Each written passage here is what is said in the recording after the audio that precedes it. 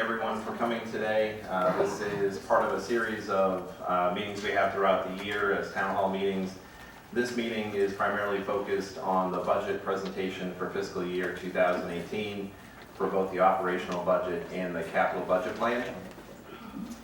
Just to give you a little background on how we got to today is the budget plan actually starts back in April and runs through the board's approval of the budget, which occurs later this month. So we're talking about a good 5 months worth of preparation to get to this point. The involvement at the board level and committee level is important to understand and know too, because the finance committee is greatly involved in the budgeting process. We have a finance committee workshop, and then we also have a board workshop where we review really line by line the entire budget plan and give both the finance committee and the board a chance to ask questions as we go along. One of the key factors that we're always keeping in mind as we're developing the budget plan is the club's vision, mission, and value statements. Hopefully everyone is familiar with these, but it brings to point, the balancing act between the providing of the amenities along with the fiscal management. And you can see that right in our vision statement, talking about providing a relaxed, elegant environment with unsurpassed value. So there's that balance.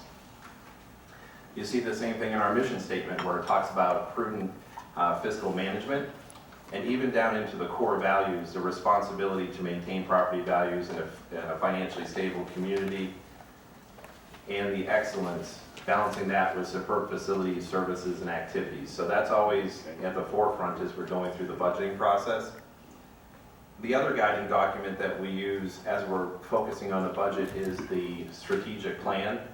The board approved an updated strategic plan earlier this year, and management was tasked with creating a 3-year action plan based on that. So this budget includes those actions in year 1 for fiscal year 2018, which begins October 1st. I would also just like to acknowledge and thank the team members that are involved. Those in the front row here are actively involved in the budgeting process. Stephanie, as a controller, really leads that process. She compiles everything, and all of the department heads have an active role in developing their budgets. After a lot of back and forth between myself, Stephanie, and the department heads, it's not until that review that it actually gets to the finance committee before it even gets to the board. So kudos to all those involved, including the board and finance committee.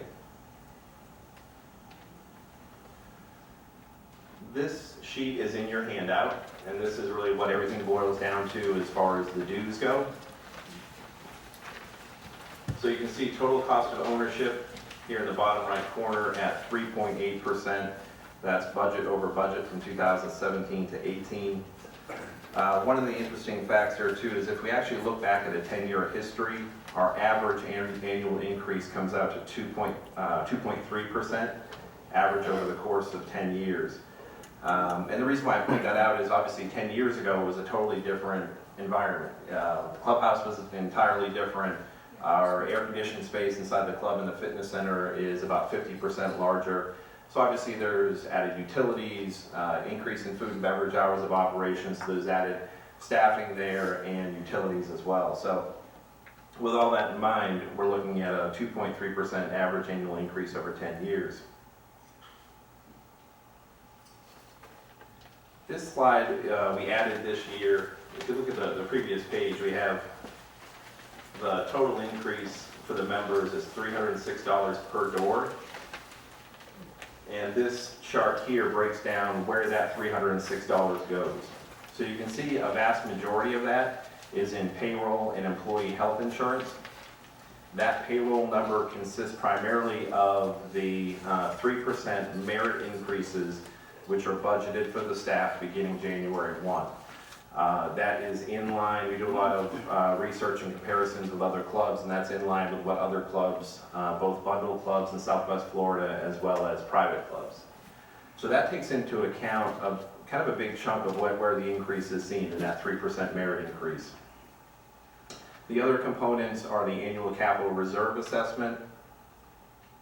Right there at $30, that's a 3% increase on the annual capital reserves. And then you can see the other areas which we'll touch on when we get into the other departments, such as security, cable, flowers, shrubs, and trees, and those type of items. We'll talk about those within respective departments.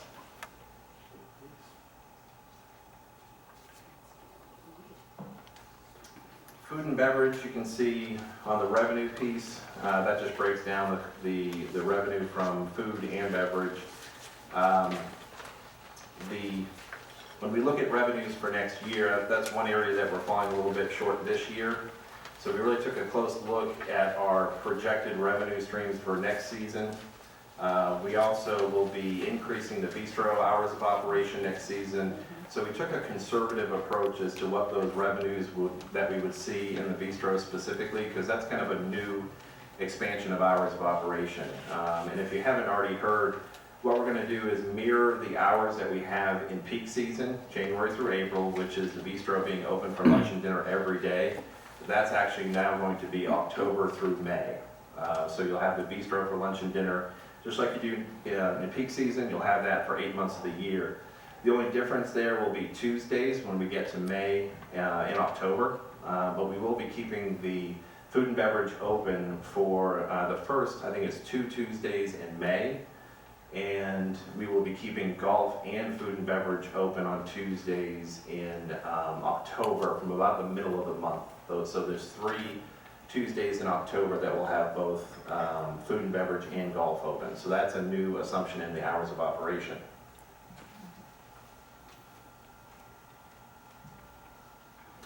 On the expense side for food and beverage, you can see the breakdown of expenses there. Again, we use a lot of trending information with other clubs to compare to see where we are against the competition, what other clubs are providing, and what the costs are. We break that down to a subsidy per dollar, and we are right in line with what other clubs are providing, especially in the bundle club environment.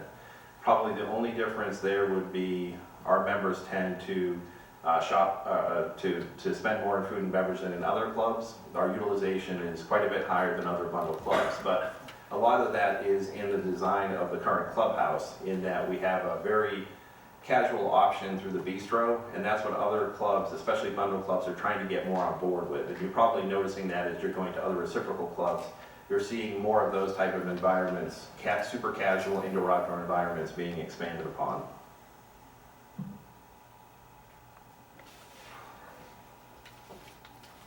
Maintenance and utilities, not a whole lot to touch on here. These numbers are pretty much flat to what they are this year. We have a great history now with water, the utilities, water, trash, telephone. So those are running real true. Repair and maintenance on the clubhouse and fitness center, we're starting to see a little bit of an uptick in that area, just with the clubhouse now being a few years old, which is expected and anticipated. Otherwise, maintenance utilities, relatively flat to prior year. Golf revenues, this is for the golf shop.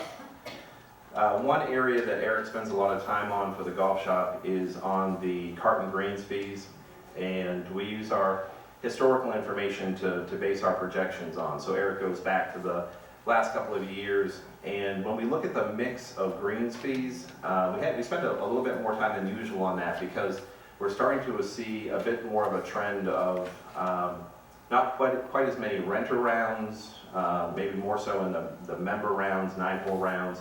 So we took a close look at what that mix is between renter guest rounds and member rounds, and that has been adjusted accordingly. On the golf shop expenses, the cost of goods is one that I'd like to point out, because we have made an adjustment in the merchandise cost of goods. We've increased that percentage a little bit so that we can actually offer some more competitive pricing in the golf shop. So that's something you'll see as we move forward in the golf shop merchandise area.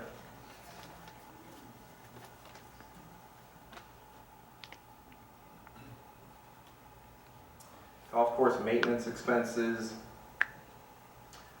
Again, mostly payroll in this area. And when you see those payroll numbers too, keep in mind that's payroll and related, so that's health insurance, training, uniforms, those type of things in the applicable departments. So you can figure about 75% of that is actual payroll, and about 25% of that is the other expenses, payroll taxes, workman's comp, those type of things that are associated.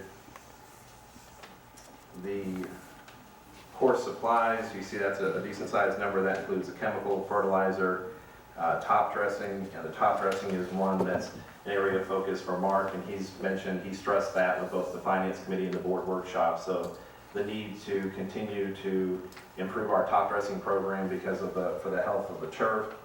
The fertilization program with an increased focus on conservation of resources and natural products.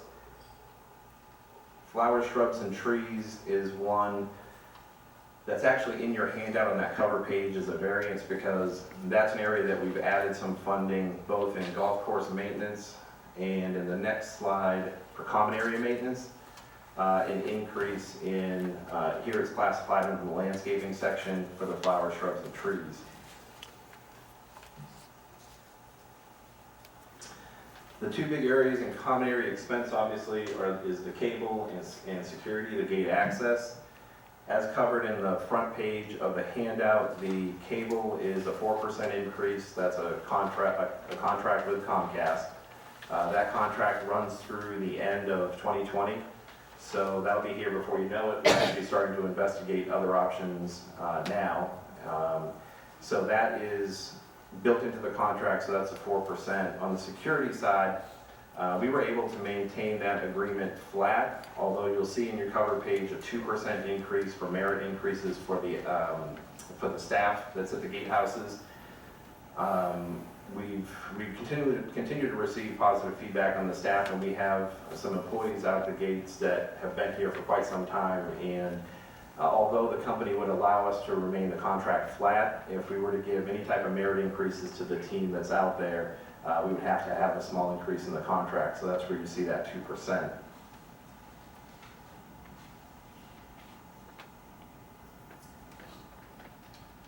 Tennis, pool, and fitness. Budget to budget, meaning fiscal 17 budget to 18.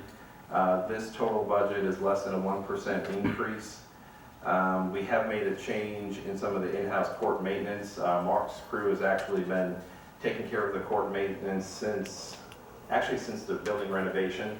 And now we've expanded that a bit further when we actually do I'll call it top dressing of the tennis courts versus outsourcing that, doing that in-house as well. That topic actually ties into another item under the capital list that we'll talk about in a little bit. But while we're on topic of court maintenance, once every 6 years we do a laser leveling of the tennis courts, and that greatly improves the drainage of the courts. And I know Kevin's looking forward to having that done here in the next couple of months.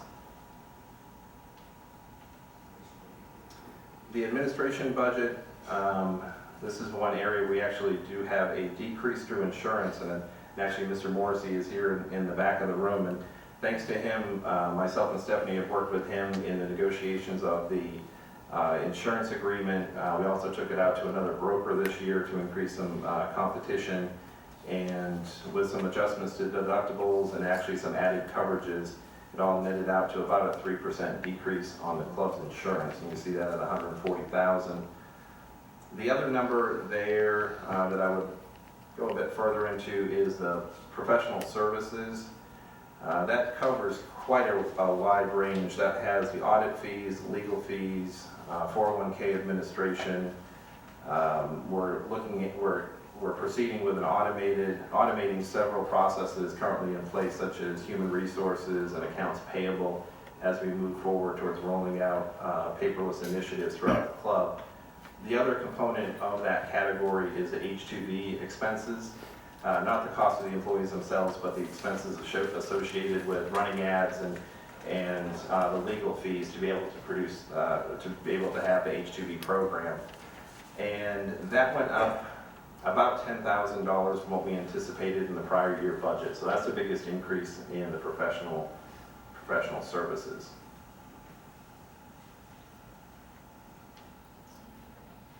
This pie chart's in the handout as well, and basically what this does is breaks down your dues, the $7,560, and then it breaks it down by each of the major components. So you can see where your dues dollar goes directly. So you can see 17 cents on the dollar for, that's the golf is the net effect of golf operations and golf maintenance. Food and beverage at 11 cents on the dollar, maintenance and utilities at 9 cents on the dollar, tennis, pool, fitness 3 cents on the dollar. So that gives you a better idea of where the dues dollar goes.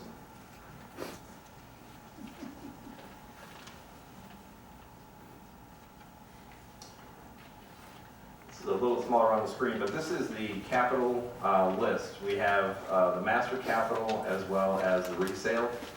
So the master capital is what you contribute to every year. That'll be $1,030 in the coming year. And that is reserving for the existing assets. We have a reserve schedule that runs 20 plus years out. And this includes items from that fund. The laser, as I use a laser pointer, the laser leveling is what I mentioned before. For the tennis courts, it occurs every 6 years. There's also some other ancillary products with projects with the tennis courts, windscreens, water fountain. On the fitness side, there's one piece of equipment due for replacement, so you can see that on the list as well. In CAM, if you can see that on the list, there is a landscape replacement and beautification project. And as I mentioned before, we have a 3-year action plan as part of the strategic plan. And this is year 1 of that, so we have $20,000 earmarked towards that in the first year and $15,000 in the 2 subsequent years. And that's to, as you see throughout the community, there's areas that some of the landscaping is beyond its useful life. Some of the landscaping and hedges are in some areas original to the community, so that requires some upkeep and replacement. Food and beverage, some small wares, that's an annual item. Maintenance and utilities gets into computer equipment and the computer servers that run everything. There's the lease equipment in there as well. Last year we made that change where all of those were taken through the capital. That includes copier, postage machine, and admin. The biggest portion there is the golf course maintenance equipment, lease package. The other items that might be of interest is the first item under golf maintenance, and that's taking the cart path on 11 and 13 from asphalt to concrete. That was due on the reserve schedule, so in lieu of replacing it with more asphalt, we'll actually switch that concrete to be more in sync with the rest of the golf course. And that is, I'd also like to point to the golf shop. First item on golf shop is the driving range supplies. Everyone knows we've been having a lot of work on the driving range this summer, and that work will continue through the next aerification closure. And then when this is approved starting in the month of October, we'll also be replacing the fixtures, the supplies up on the driving range, meaning the ice hut, the bag stands, replacing the ice machine so that it can actually keep up with the volume of business that we have, those type of things. The other capital component that we have is a resale fund. So this is funded through a resale of every unit in the community.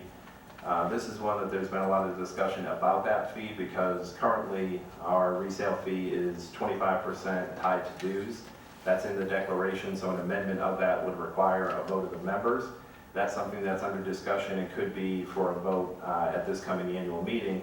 And just for a little bit of background on that, our current fee at 25% of dues is the lowest of all the bundle clubs in Southwest Florida. The average is right about 50%. Ours comes out to about almost $1,800 per resale, and the average and median for other clubs in Southwest Florida is $3,000. Some clubs base it on a 50% or 60% of dues. Others have the flexibility where the board can set the amount any given year. We tried that route on the last declaration amendment to give that flexibility to the board, and that did not pass. So it looks like if a recommendation comes forward, it would be to keep it tied to the dues versus a board decision as part of the budgeting process. So these items are ones that would be funded from that resale account. We have the master site plan, the balance of the estimated costs of $25,000. And for those of you that may not be aware, we're working with Peacock and Lewis, which is a firm that specializes in master site planning for communities such as this. And really the goal there is to come up with, what is Stonebridge going to look like in 5-10 years so that we can start working towards that and don't do anything in the meantime that could be contrary to the long-term vision of the club. All while, maximizing the footprint around the clubhouse. There's obvious challenges that have to be addressed, such as parking. So all of that would be taken into account.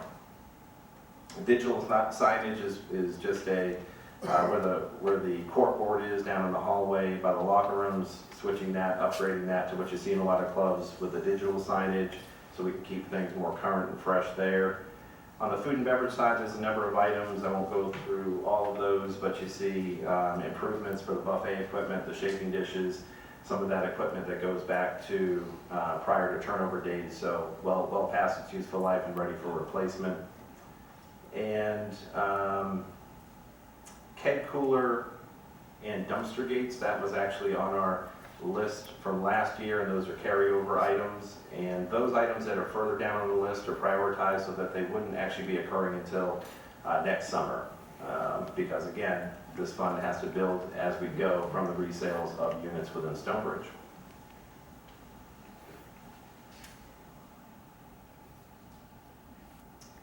And now open for Q&A. We have a microphone set up, so if anyone has a question, please use that.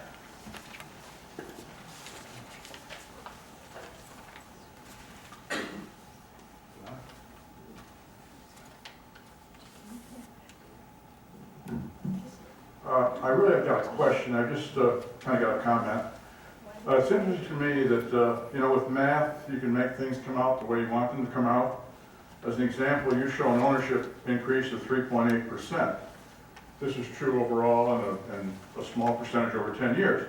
However, the figure I want to look at is the operating budget, which is up quite a bit more, 5.6%. Yet look at the other items in the budget, they're anywhere up from 0 to 3%. 3% being the capital reserves and so on. Sure. Inflation is up less than 2%, which is why the feds are not looking to increase the rate anytime soon. Further, Social Security payments, based upon the cost of living, have only had a slight increase in 2015, none in 2016, and it looks like it'll be very small for 2018. You did kind of explain what professional services were, mostly driven by H-2B visa and related expenses. I thought the idea of these visa workers was to save us money. Now you're saying it's a $10,000 increase. Payroll expenses, if we look at it, are almost 50% of the dues. Under previous general managers, the assistant general manager ran the entire clubhouse. Yes, we're serving more meals, the clubhouse is bigger, we're open more hours. However, it appears we're very top-heavy on management. We have a clubhouse manager, food and beverage manager, dining room supervisor, bistro supervisor, bar manager, executive chef, executive sous chef, and we had a bistro sous chef that you saw to fire. Plus, it's my understanding that the smoker and pizza oven are going to require a separate chef when we're being run. Where does this end? How can we control these payroll costs and try to keep them in line? It just seems that we're way overboard on upper management. And again, I'd like to request that if possible, you look at funding the capital reserves quarterly the way you do the rest of the dues. As these keep going up and up and up, that first payment's quite heavy for a lot of people. Thank you. Okay, I will try and remember all those. So we'll start off with the operational budget increase that you mentioned at about 5%. And keeping in mind that the majority of that is the 3% merit increases for the staffing. And that is based on the trends for the area. The human capital, the staff that makes everything happen is one of our greatest assets. And remaining competitive in an extremely competitive environment is vital to keeping good staff and helping the club progress as we move forward. As far as being management heavy, and I've had members ask me about this recently, if you think back to prior to renovation, our management structure is essentially what it was before. Difference being, instead of myself as AGM, Ben is a clubhouse manager. Otherwise, the management, the department head level is the same. And you had mentioned about supervisors more at the food and beverage level. with the hours of operation that we're providing for the membership, it's essential that we have supervision on the floor. So having a bistro supervisor is essential. Now, with the bistro being open usually 7 days a week for lunch and dinner, that's not a one-person position. That requires a couple of people to be able to supervise that area. And that's not a low-volume venue. I mean, in season, we could be doing 300 plus covers through that venue in a day. So the supervision is critical there. As far as management upstairs, it's the same carryover there as far as, Ben and Jake, who's in a position of food and beverage, just like before we had a food and beverage manager. So I can appreciate that this time of year members feel that way. And I get that. I think anyone could argue that for 4 months of the year, do we have a couple of supervisors at that level, more so than we need for June through September? Sure, I would say that wholeheartedly. It would cost us more to have those positions here at the club on a seasonal basis because you pay a higher premium for those positions. So then the question is, how can we better utilize that staff during the summer? Just like you see Andy on the bar or covering the bistro window, those type of things. The other risk you run with a seasonal type position is turnover. If we have someone seasonal in a supervisor position coming in for October, because we're busy in October, that means they're actually coming onboarding sometime in September. So now we're down to a 3-month window where you can make the argument of being overstaffed. And then if you run the risk of turnover in that area, you'll lose what the club is all about, what any club is about, which is member recognition and that feeling of engagement with the staff. So I'm trying to think what other question you had on the capital piece quarterly. The finance reviewed that before and determined that the annual capital piece would be appropriate funding up front. In most years, it wouldn't become a cash flow issue, but it could. And if we went to quarterly, it would be difficult to go back to an annual assessment for cash flow reasons, I believe was essentially the synopsis of that summary. So if I missed anything, let me know. Oh, the H2B expenses, sorry about that. Sure. So we have expenses associated with legal fees, getting it approved, running ads, some transportation costs and getting them here. And those costs are basically offset by their wage. So for an H2B employee, we have to pay a competitive wage. That's a formula done by attorneys, and fortunately for the entire of Southwest Florida, we can actually save about $1.50 an hour. So when you add up all the hours of those employees working, it's essentially an offset of the expense to have them here. So does it save money in the long run? Well, it saves money in the sense that we're able to fortify our seasonal needs. Prior to using that program, you all remember the headaches of just not having enough staff working 60, 70, 80, 90 hours in a week, and the service levels that result from that type of environment, and just not being able to find qualified help locally. We had to resort to temporary labor in years past, and that's not good for anyone, for the club, for the members, and for the bottom line. That comes at a premium for a very poor quality result. So all those things take into account to support the H2B program. We received very good feedback from the program this year. Our anticipation is most, if not all, of those individuals coming back next year. Any other questions? I know we have the wine tasting going on this evening. If you're not signed up, you're welcome to join for that. It's over in the bar. And if you don't care to go to that, we also have the bar open for happy hour. Mr. Ford. I might be the only one standing between you lot and wine tasting.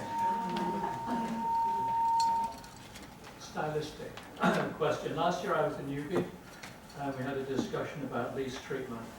I struggle with looking at budget to budget to budget. In my business world, it was always budget to actual, budget to actual, budget to actual. So could I ask next year that you present what was the FY27 budget and FY27 2017 actual? Because I have no idea what the trends are. Sure. And ditto, when it comes to looking at these pie charts, you go to a lot of detail of the golf revs, the tennis and fitness, and the common area maintenance and whatnot.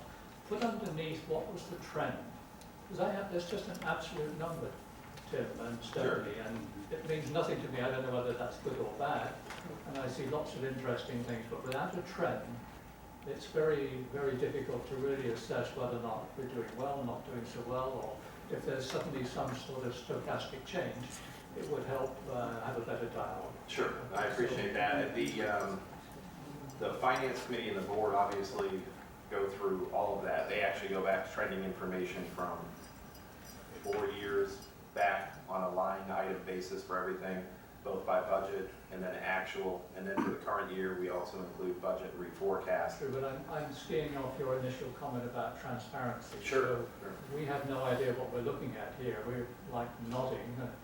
We have Jim who's asking some detailed stuff, but those of us who are new, and there's a number of new people here today, it would help if you had some trends and gave us Some actual data to compare against. And we'll certainly discuss that with the finance committee. We will bring that back to the committee. Thank you.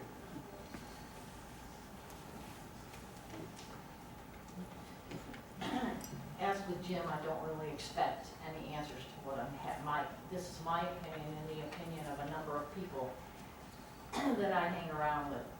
I mean, everybody realizes that the cost of everything is going up, but it doesn't always appear that the club is doing anything to cut costs. We tend to, in some instances, waste money, as in spending thousands of dollars to put in a viewing area at the tennis, or 2 weekends a year for the championship. We needed to spend all that money to do that. It doesn't make sense. We put in pavers in the middle of the courts, which are accidents waiting to happen. People are tripping over them already. You to a degree have an aging population here. One of us goes down, sprains an ankle, we could be out for months because of this platform that was suddenly put into the middle of the courts. I imagine the committee must have made the decision to do that, but on the other hand, if you talk to the majority of tennis players, they want to know what it's doing there. What's the viewing area for? We tend to get rid of really good people, as in the past 2 weeks, and then we turn around and put an ad in the paper to hire people to replace them. Why don't we just keep the good people in the first place? And I have to agree with Jim, we seem to have managers managing managers managing managers managing managers. And it's like we have all these people when we used to have 2 people that ran this club fine. I realize it's big, 2 people can't do it, but do we really need to have a manager in every single department up here? Again, it's just the opinion of a number of us. I don't expect any answers to it. No, I'll certainly address the concern. As far as the tennis, it's been called the viewing area. It's more of a beautification of the area because a lot of that landscaping is well past its useful life, just like we're talking about as part of this 3-year plan. But that brings up a good point about the resale fund. And that is funded through the resale of current units. Just like the furniture on the terrace, those type of projects that we can do to help improve the aesthetics of the community, add some benefit, whether it's some soft seating out here or the ability to improve the beauty around the tennis courts. As far as the staffing, like I said before, we're not in a position of having more management when it comes to department heads and managers than we did before.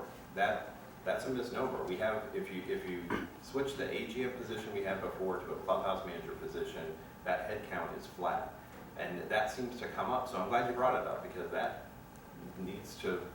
reality needs to be shed on that. That's not the case. We have the same amount of manager staff. Now when it comes to supervisors, like I said before, we have a couple more in food and beverage because of the scope of the operation. And there was something else you had, but Probably the pavers in the middle of the tennis court. we talked about the viewing, there was another point at the end. Oh, getting rid of good people. We let good people go, and then we'll put an ad in the paper. Now we're hiring, looking for people to fill the Well, and position. you brought up a good point before about it seems like we continue to spend and spend and spend. And you know what the easy thing would have been to do is to continue to keep people on payroll and spend and spend and spend. That would have been the easy thing to do. But they were the better people, Tim. They were, That, the bistro chef down there was the best. I mean, everybody, the consistency was unbelievable. The two waitresses, certainly Alyssa was like top notch in her field and waiting on you, and then what do so we where, get so when we where do, replace them? so where do we draw that line as far as where we save and where we spend? At the end of the day, this is a business, and we take that very seriously. This club has a seasonal need.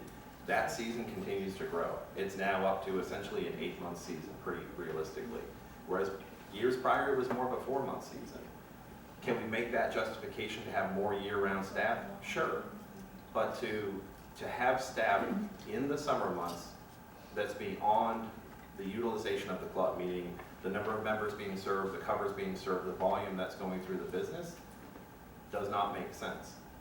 And again, the easy thing would have been just to leave them on payroll, but to your point exactly, it's not as if we can continue to spend and spend and spend. Where are we going to be able to go back and recuperate some of those expenses? Just, I guess I'll do it. What you were just talking about in terms of letting people go because of the seasonality of it seems to be in contradiction what we were talking about before, in keeping people because of the cost of letting them go when it's slow and having them come in September and so forth when, isn't it, I think you were saying, isn't it better to keep them for 3 months on this slow? At a supervisor manager level, yes, that is correct. But not at the lower salary level? Correct. Okay. Not- Again, not- not in a- this would not in be, I mean, I think that, to the point of seeing some of the numbers, it's one thing to hear absolutes, but seeing how some of the decisions are made in terms of the amounts of money would help us understand better. You know, not disputing what you're saying, but being able to see the numbers ourselves, whether it's the trends, whether it's the proposed budget and the actual budget, what the cost would be and so forth, would help would help with some understanding. Yeah, So and, thank you. and that's where there's a board of directors and a finance committee to really delve into those specifics and a management team to manage the day-to-day operations. You know, You know, I they're, just want to, and this will be it for me. Well, the interesting thing, well, it's hardly ever this, but, is that in terms of the members and who we interact with on a daily basis and a regular basis, is the people, are typically the people who are the lower paid people. That is what creates our community and the ambiance. And so how do we value them as part of our community and how they create community on a day-to-day, hour-to-hour basis as much as the supervisors? We don't see the chef, we have the result of the chef, but we interact on a day-to-day, moment-to-moment basis with the others. And their value, I don't think can be underestimated. I completely appreciate that point, I do. And it's not underestimated by myself. So Tim, could you explain a little bit about why the big ad goes in the newspaper for employees when we have let people go? I know the answer, but I think other people don't know. Sure. And it's a good thing to know. And not only that, is when we talk about 3 good employees, that's great. If you feel that you have to cut people, it's like how do you determine that? Sure. And in the case of recent changes, it was simply a matter of those that would most recently become full-time. That was the simple rationale behind that. It wasn't performance related, it was just the seniority of the first time, of the full-time. But as far as the ad in the paper, that's one of the requirements to prove that there is a need for seasonal employment. So we run the ad so that any resumes, any applications that come in, we take seriously. Obviously, if we can pull some seasonal staff from that ad, great. Keep in mind the changes that took place over the summer were full-time year-round positions. There's still that great seasonal need of 8 months. So that's what we're accomplishing through the H-2B program, and you have to be able to prove the need for that by running the ad. And it's funny, when you look at the paper, this time of year, like over the last couple of weeks and the next week or so, when you look at the paper, on Sunday's paper, you're gonna see these lengthy ads, and that's how you know who's using the H2P program, because you have to have specific language in those ads, which is why they're half a page long. But you can see the other clubs and resorts that are using the program and what their needs are. It lists right there how many servers, cooks, housekeepers, whatever it might be. Any other questions for me?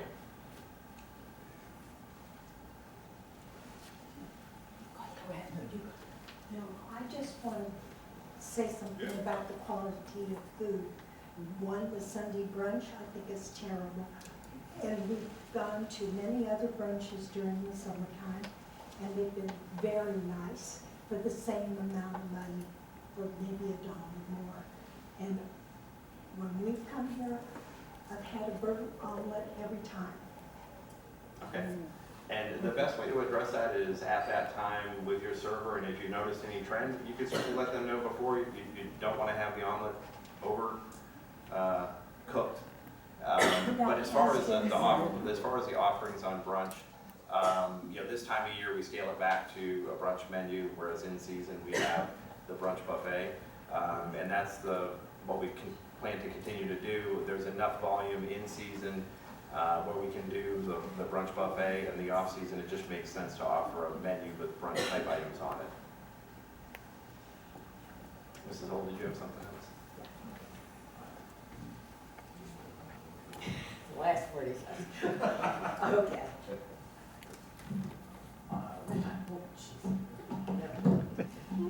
Anyway, I'm totally and completely perplexed when we talk about trends, and it's mostly about casual dining. And then we let a great chef go that had delivered great results. I don't understand. I just have a hard time with this one. But while I'm here, I would like to say to Mark, don't you ever leave. I'll have to put a chain on you. You are so good. Love your writings. Thank you. Love your writings, love your work. Everything's wonderful. And Kevin, I love you too, even though I fight with you. So like my husband. All right, so I won't answer the latter part of that. But, no, as far as the bistro goes, I mean, that doesn't go without point that the bistro has a tremendous amount of volume that goes through there. We're increasing the hours of operation down there next year. We're increasing what we're going to offer down there. We have a pizza oven that's going in to offer more variety to the members. Well, you say that, but there's been a huge request for it. And when you look at trends, that's a huge trend within the clubs. As far as the chef goes, executive chef Liam oversees all of the culinary aspect of the club. He develops all the menus for the bistro. He was writing all of those. I think there may have been a misconception that the previous individual was writing the menus in the bistro, and that wasn't the case. Liam writes all of the menus. So I think that's a good point to have out there amongst the members. All right, who's up for a wine tasting? Any other questions? If not, then I thank you for all. As in tennis, Tim, I say, the ball's in your court. Now we've got to deliver at the bistro as well as we did last year. Most definitely. Okay. And you know what? I would accept that challenge and take it a bit further. The goal of this whole budget, this whole process is to improve year to year. You know, we had a good season last year. We want to have next season be a great season. And the bistro is a big part of that. That's why we're modifying the hours and making changes. We're modifying the island in the kitchen of the bistro so we can keep up with increased volume. Okay, that's all I have. Thank you.